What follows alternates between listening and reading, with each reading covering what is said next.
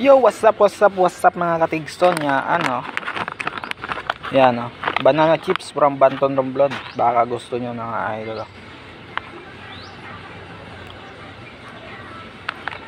Yan, tig 40 lang mga idol. 40 pesos only.